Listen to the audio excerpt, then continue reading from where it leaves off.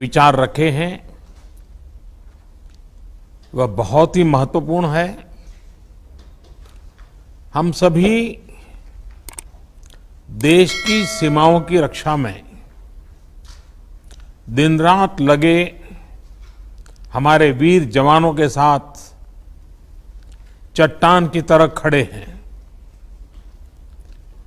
उनकी वीरता, उनके कौशल, उनकी सूझबूझ पर देश अटूट विश्वास रखता है। इस सर्वदलीय बैठक के माध्यम से मैं शहीदों के परिवारों को भी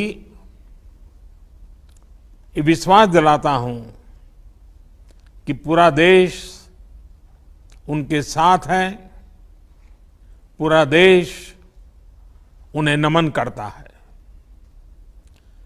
साथियों, पूर्वी लद्दाख में जो हुआ उसको लेकर आपने रक्षा मंत्री जी और विदेश मंत्री जी को सुना भी और प्रेजेंटेशन को भी देखा। न वहां कोई हमारी सीमा में घुस आया है, न ही कोई घुसा हुआ है, न ही हमारी कोई पोस्ट किसी दूसरे के कब्जे में है। लद्दाख में हमारे 20 जाबाज शहीद हुए, लेकिन जिन्होंने भारत माता की तरफ आंख उठाकर देखा था, उन्हें वो सबक सिखा कर गए हैं। उनका ये शौर्य, ये बलिदान हमेशा हर भारतीय के मन में अमिट रहेगा। साथियों, निश्चित तौर पर चीन द्वारा एलएसी पर जो किया गया है उससे पूरा देश आहत है, आक्रोशित है। ये भावना हमारी इस चर्चा के दौरान भी आप सबके माध्यम से बार बार प्रकट हुई है। मैं आपको भी आश्वस्त कर रहा हूं कि हमारी सेना देश की रक्षा के लिए कोई कसर नहीं छोड़ रही है। डिप्लॉयमेंट हो, एक्शन हो, काउंटर एक्शन हो, जल थल नभ में हमारी सेनाओं को देश की रक्षा के लिए जो करना है वो कर रही है। आज हमारे पास ये कैपेबिलिटी है कि कोई भी हमारी 1 इंच जमीन की तरफ आंख उठाकर भी नहीं देख सकता। आज भारत की सेनाएं हर सेक्टर में एक साथ मूव करने में पूरी तरह सक्षम है।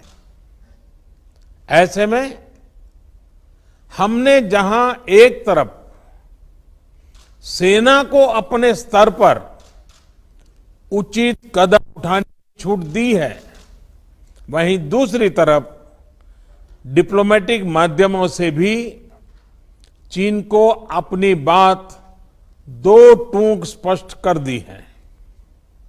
भारत पीस और फ्रेंडशिप चाहता है, लेकिन अपनी सॉवरेनिटी की रक्षा हमारे लिए सर्वोपरि है और आप सबने भी इसी भाव को प्रकट किया है। साथियों, बीते 5 वर्षों में देश ने अपनी सीमाओं को सुरक्षित करने के लिए बॉर्डर एरिया में इंफ्रास्ट्रक्चर डेवलपमेंट को प्राथमिकता दी है।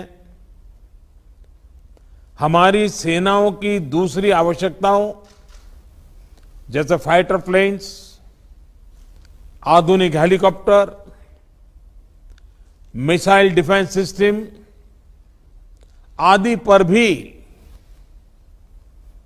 हमने बहुत बल दिया है। नए बने हुए इंफ्रास्ट्रक्चर की वजह से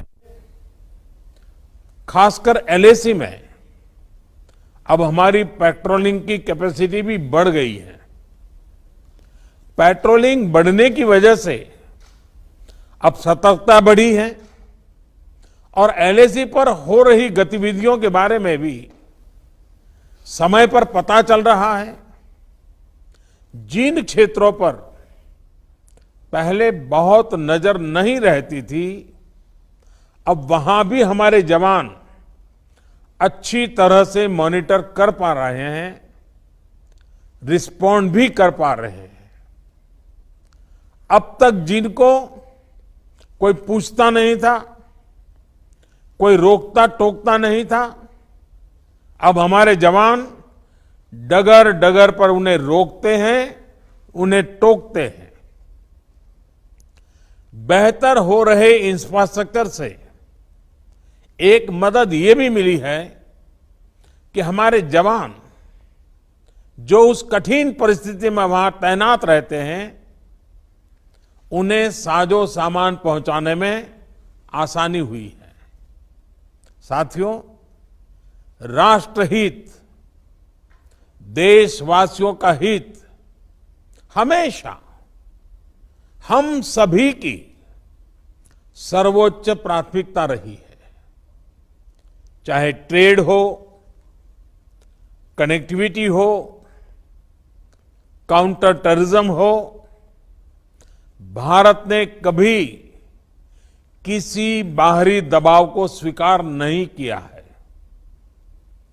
राष्ट्रीय सुरक्षा के लिए जो भी जरूरी कार्य है, जो भी जरूरी इंफ्रास्ट्रक्चर का निर्माण है, उसे इसी तरह तेज गति से आगे भी किया जाता रहेगा।